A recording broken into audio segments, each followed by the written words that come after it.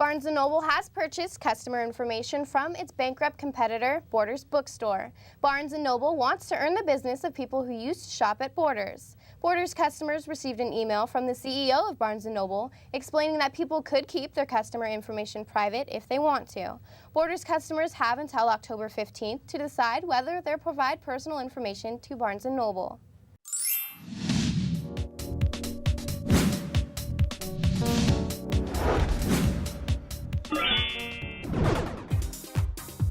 Here's the scoop.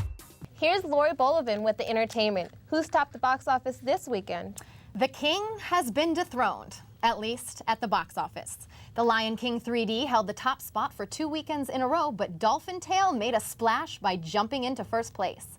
The family film grossed more than $14 million last weekend, which was enough to earn it the top spot. Moneyball, starring Brad Pitt, came in second, and The Lion King took third. The Lion King 3D has made close to $80 million. When combined with the film's non-3D version, Lion King has made more than $400 million. That makes it the 10th highest grossing domestic film of all time. After 33 years, Andy Rooney's few minutes have ended. The 60 Minutes writer gave his final comments and farewell last Sunday during the show's closing segment. Rooney said he usually would just say the things people were already thinking themselves. Rooney never considered himself a television personality, but rather just someone who read what he had written. A Few Minutes with Andy Rooney has concluded each episode of the CBS show since 1978. Wedding bells have finally rung for Kiss rock star Gene Simmons and his longtime girlfriend Shannon Tweed. The bride and groom said "I do" last weekend in Beverly Hills. Simmons and the former Playboy model have been together for 28 years. They have 2 adult children.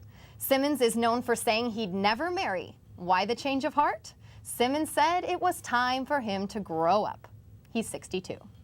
He also says Tweed is the only one he's ever loved. The couple's nuptials will air this month on A&E's Gene Simmons Family Jewels.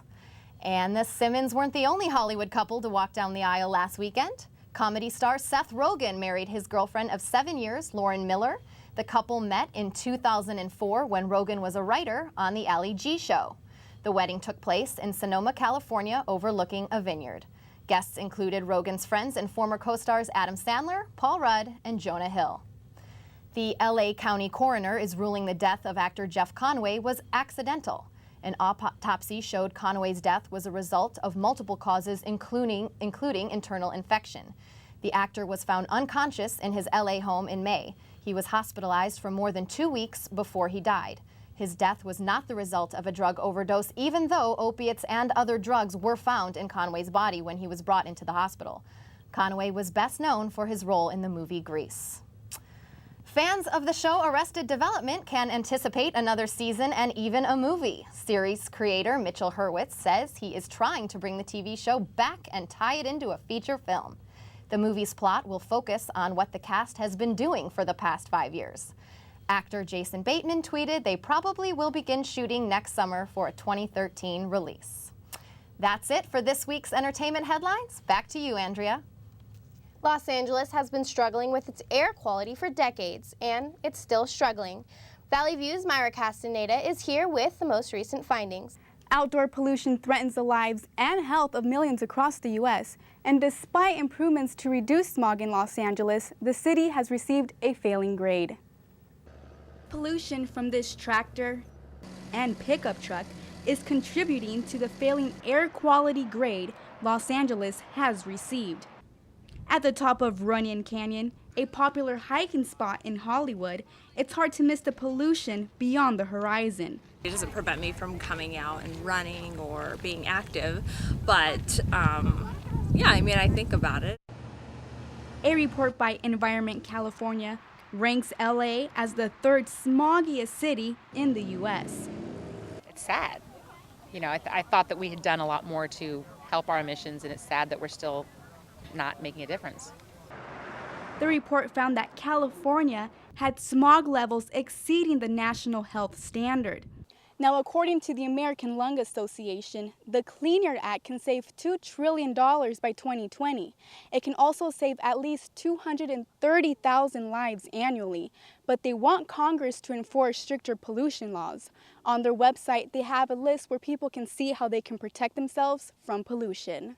They encourage people to check the air quality levels before any outside activity and to avoid exercising near a busy street. Also, they would like people to support measures to make all public places smoke-free.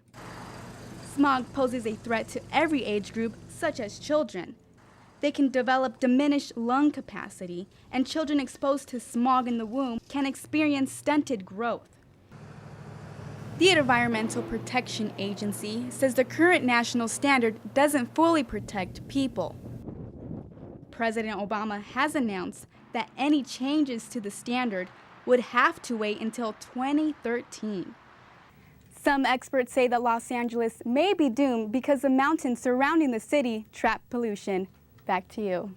Tourists are returning to the U.S. Gulf in the wake of the BP oil spill.